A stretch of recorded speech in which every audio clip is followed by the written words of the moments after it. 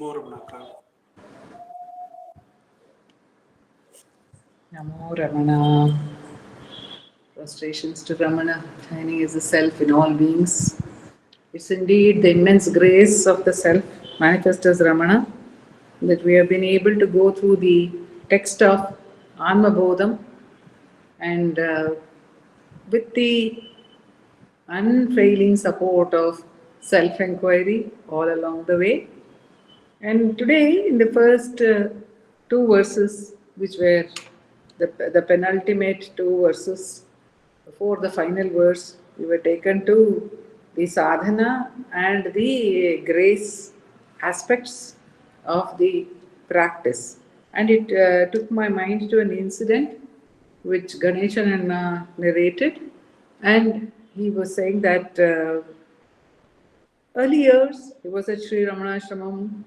He was, of course, fully there. Must have been very eager to be practicing self-enquiry and would have been done. Of course, he was engaged also in the ashram administration, but the work may not have been that heavy in the initial years. Because ashram was a simple space, but there were other kinds of jobs to do. Both were there, but he was saying that he had an intense yearning to practice self-inquiry, but he felt that he was reaching a stalemate. Very often we feel that in our sadhana we are not making any progress. Actually, Bhagavan tells Humphreys, he says, don't expect progress. Don't imagine that when you are trying to ask yourself, who am I? When you are trying to see the one who sees, it's going to be something gross that you will be easily stumbling upon it. You need patience, but don't worry, it will bear fruit. That's what he tells Humphreys. But then there is the expectation in sadhana. In fact, one of the greatest stumbling blocks may be said to be the expectation that we have from our practice, the expectation to reach somewhere. This could be very subtle also. So there was this expectation, and he was feeling very disappointed when suddenly he was doing this paranam or reading of the Atma Vidya Kirtanam, to which also Nandakumar ji referred today. And at its very end, we have this phrase, Arulum Venume. Arulum Venume, Anbu Thomi. It goes, but it's almost at the last. It is saying Arulum Venume. And he felt very relieved.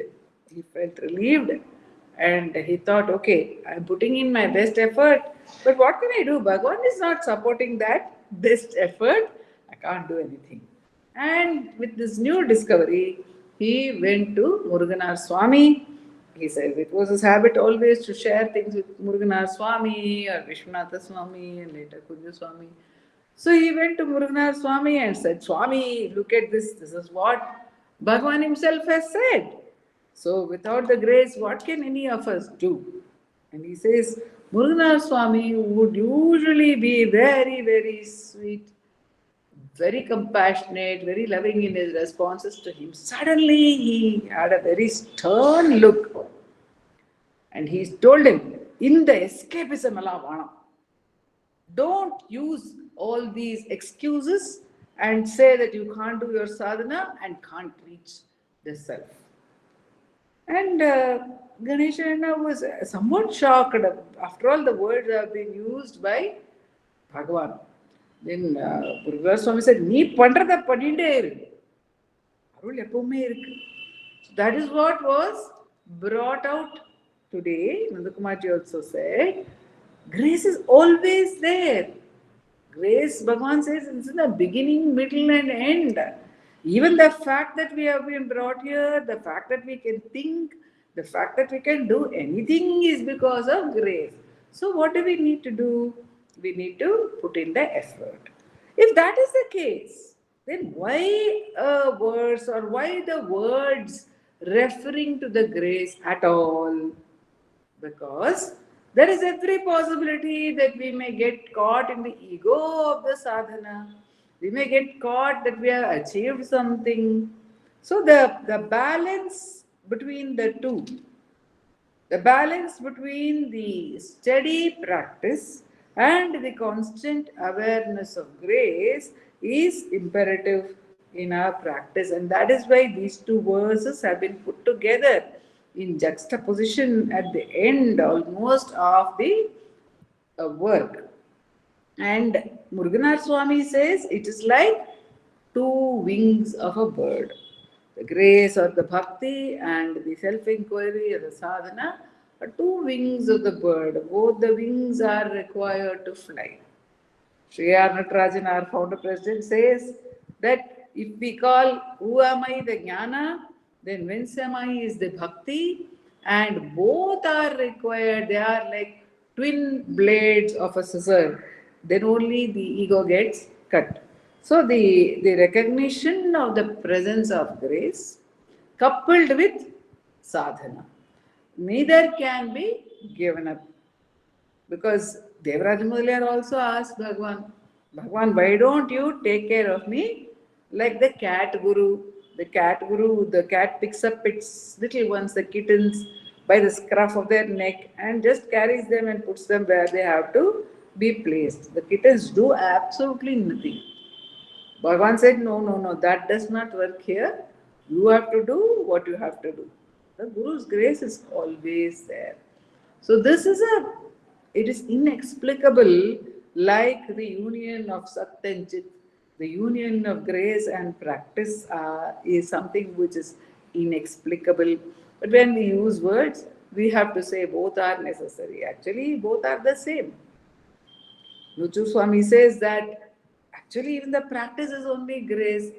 When Bhagwan has used the word Kantam Irupol, Kavandene, Ibidamal, Kanandino, Irupai, Arunachala, when the iron filings are being pulled by the magnet, what work are the iron filings doing? But it looks as if lot of movement is there in the iron filings and no movement at all is there on the part of the magnet. But all the work is done only by the magnet. So we can look at it from that perspective as well. And when we have the awareness that grace is taking care of everything, then the sadhana itself would become joyous, not painful, not something we have to worry about because grace is taking care of it at all times. So that support, again, which Nandakumar ji points out to us very frequently, which Bhagavan allows us that support. That's why it is Soham Spurtitaya Arunachala Shivaha. So the support of the bhakti, the support of the grace is always allowed to us. And then finally, where is the bird? Where are the wings? Where is anything? Because there is neither here nor there is no time, there is no space. Bhagavan says in Ashtakam, Indraham Puram, Iruvinai, Iral Janmam, Inbu Tunbu. We were told about heat and cold.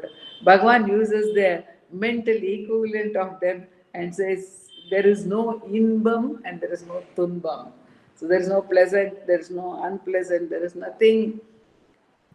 So there is that only that Arivodi Kadale, only that infinite ocean of awareness. There is nothing else, says Bhagavan. And grace is actually that only. Grace is not any movement. Grace is not any attainment. Because that is why Bhagavan says grace is. Because if but what we perceive grace as is as a movement, as an attainment, as a support, and therefore the practice is also important.